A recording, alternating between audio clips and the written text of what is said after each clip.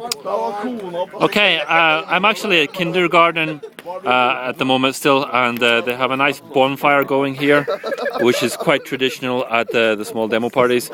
And I have one of the developers of Opera here with me. So just introduce yourself and what you do with Opera. My name is Balder Mørk. I've been a developer at Opera for 4.5 years, started in 2006, and all the time I've been working on Opera Mini. Opera Mini? Yes. Yeah. It's a proxy-based version of Opera. So have you been, so you're developing like the iPhone version and the like the other version? I've not been developing the iPhone version. Okay. The thing is that Opera Mini started out as a project that wanted to bring full browsing experience to very simple handsets. Uh-huh. So we started off with targeting the Java microedition platform. Right, yes.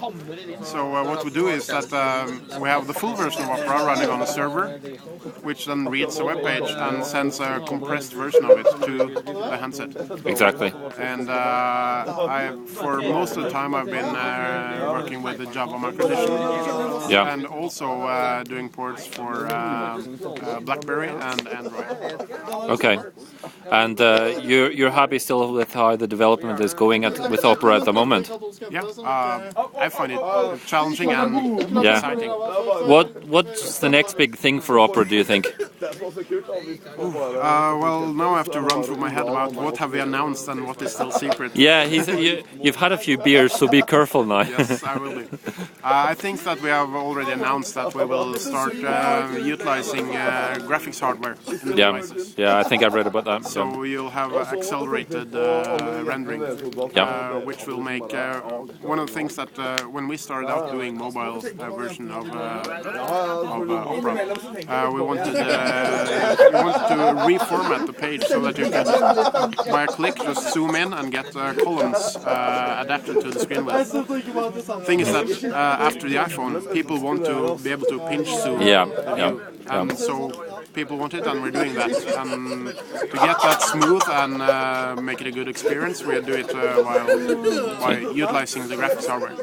And Opera is still based in Oslo.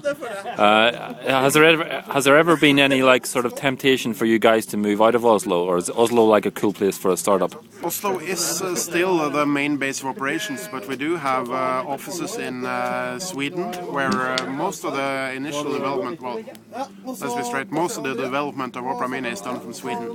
I see. We have an office in Linköping in Sweden. We also have 2 offices in Poland. Okay. And also offices in Prague, in Beijing. We have actually offices all around the world, but the base of operations is still in Oslo. All right. So how big is Opera at the moment? How many employees do you have? I think we are at about 800 employees right now. Okay, so it's quite good. What about Oslo or Norway as a base for a technology startup kind of thing? Well, what our previous CEO wrote an article about this just a few days ago. And, oh, really? I have to check. And what he says is that it's pretty simple to start a business in Norway. Okay. It's a good place to start a business, but when it starts growing, it's just so easy to be tempted by buyouts from foreign companies. But it's hard to keep the companies in Norwegian hands. Yeah. What about the environment? Because a lot of the companies, at least on the West Coast, I found it very difficult to find software companies. It was all oil, energy, that kind of thing. So you have a lot of culture in that. But what about software? Is that... I guess is it changing? Since Oslo is not really an oil city, software is one of the things that we've been good at. I mean, we had Trolltech with Qt, we've had fast search and transfer, and I guess it's kind of based on the universities, because you have the University of Oslo, and then in Trondheim you have NTNU, which is the university up there. So you have these technology centers. And it's I guess it's to be expected that you have technology companies starting up based on these environments. So Opera in itself it started off as a project at Telenor. Right. And you have, since it's the capital, you have easy access to foreign employees, and it's kind of, I don't know, sort of a nexus really for technology and people. So that's good to know, and I will have to try and find some more Oslo new startups. What's going to be the next big thing from Oslo?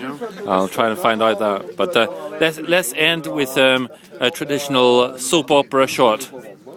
Det hadde ikke vært kult om å ha noen problemer med de småpartene.